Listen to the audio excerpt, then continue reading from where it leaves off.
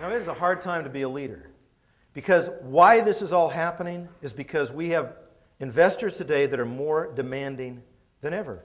25 years ago, people weren't looking for 20% growth year over year as a standard thing.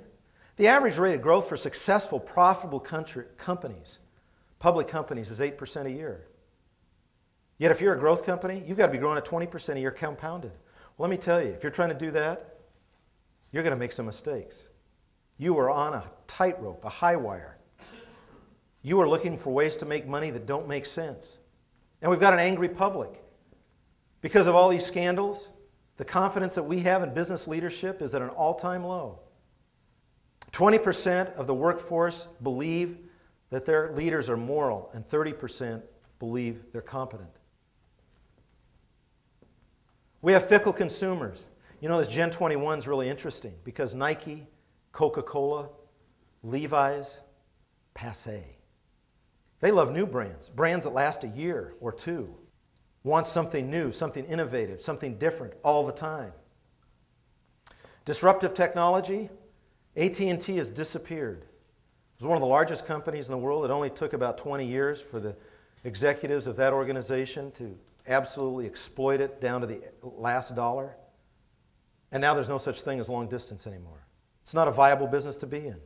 You know what the major ideas of corporate leaders are today to grow their companies? Acquire, fire, then divest, and restructure. It isn't creating new things. You have a company like Apple and everybody goes bananas. Because you have an industry, the music industry, that is so stupid, they created a whole generation of thieves. It's because it doesn't make sense that you have to pay $19 for a CD when you can buy a DVD for $9. And because of the way those music companies are run, that's what they had to charge at retail. Didn't make sense. So honest kids started downloading. Why? Because there was no way to download at a price that made sense. I'm not taking the responsibility off piracy. I'm just saying the conditions that created the piracy are in the hands of the people who control the music business. Then Steve Jobs just has an idea. How about 99 cents a song?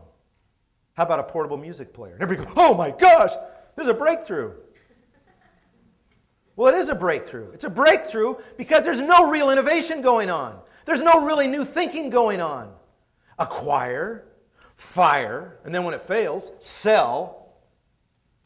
Oh, it's not working? Restructure. Let's give all these incompetent people new jobs. That's the answer. And now we have this new generation. You go into organizations today, the biggest complaint in organizations today, they say there's no bench strength. Meaning there's nobody coming up to be the leaders of the future. That's because nobody wants to work in a bureaucracy anymore. Everybody wants economic autonomy. These big companies have taught that there is absolutely no loyalty. I have seen people, I have worked with people, highly competent people, who've been fired overnight in a corporate restructuring, downsizing, or acquisition.